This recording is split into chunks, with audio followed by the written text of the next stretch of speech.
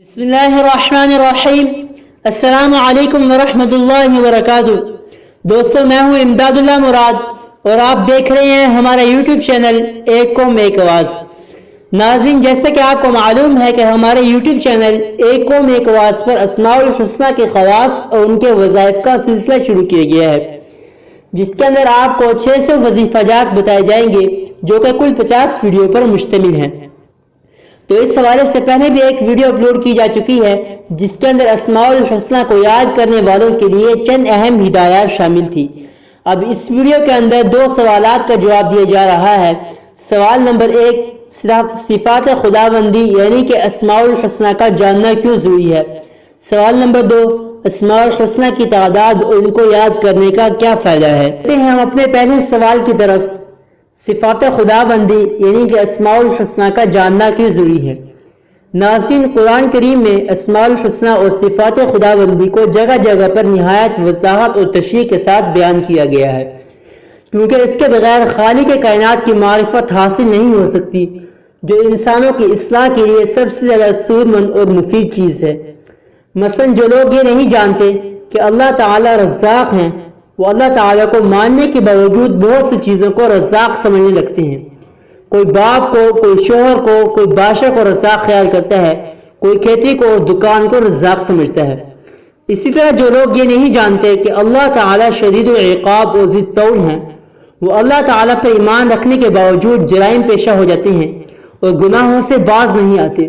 اور جو لوگ یہ نہیں جانتے کہ اللہ تعالیٰ غفور الرحیم ہے اور ارحم الراحمین ہے، اور رحمت خداوندی سے نا امید اور مایوس ہو جاتے ہیں، اور یہ سمجھتے ہیں کہ ہم اتنے بڑے پاپی ہیں کہ ہماری ہرگز بخشش نہیں ہو سکتی، پھر وہ بے لگام ہو جاتے ہیں۔ الغرض اسماء الہی اور صفات خداوندی کی معرفت کے بغیر انسانوں کی اصلاح اور نفوس کا تزکیہ نہیں ہو سکتا، اس لیے صفات خداوندی کا جاننا نہایت ضروری ہے۔ ہمارا دوسرا سوال ہے، اسماء الحسنہ کی تعداد اور ان کو یاد کرنے کا کیا فائدہ ہے؟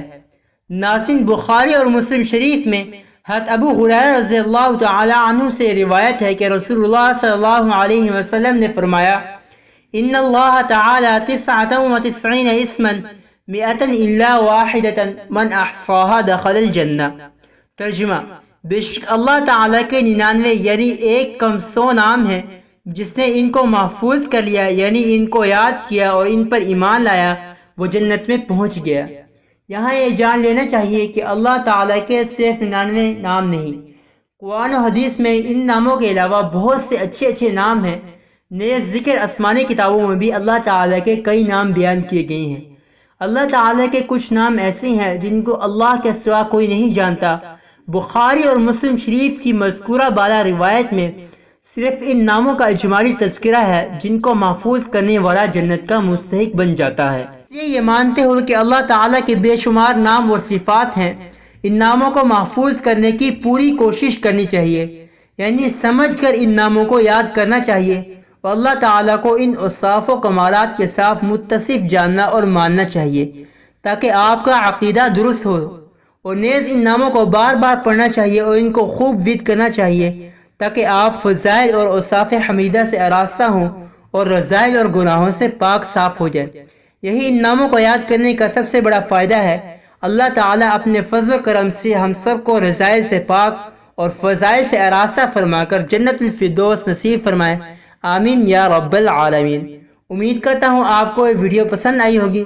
اگر ویڈیو پسند آئی ہے تو اس کو لائک کریں، چینل کو سبسکرائب کریں۔ ملتے ہیں اگلی ویڈیو کے ساتھ، تب تک کے لیے اللہ حافظ۔